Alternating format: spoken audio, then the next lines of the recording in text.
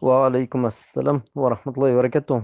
Беренчедән, ысынлап та башкортлар арасында шул зинһар дигән һүз тураһында шундый фекер йөрөй. Янәһе был элекке башкортларның бер поты, поттың исеме һәм зинһар өсөн дип әйтү, димәк шул ширк кылу һымак була инде. Пот өсөн, уның ризалыгы өсөн нимәлер эшлә дигән һымак.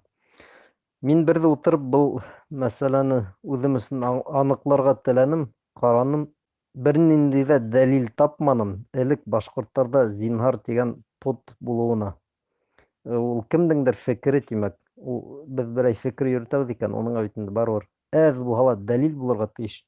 Ләкин зинһар дигән поттың булуын я безнең халыкта, я икенче халыкта мин күрмәнем, тапманым. Бәлки булгандыр, ләкин мин шәхсән мәсәлән күпме эзләнем, тапманым. Мин тарихчы түгел, ләкин ничек бар шулай һөйләйм инде.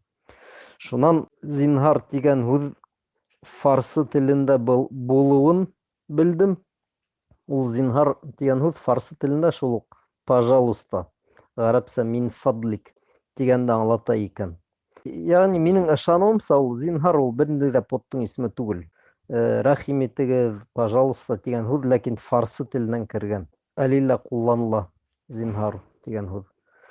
Шуга ни, әгәр ул һүзне ишетһәк, куертырга кәрәкмәй. Чөнки дәлил бернинди дә нема юк бит инде, факт юк ул һүзгә каршы.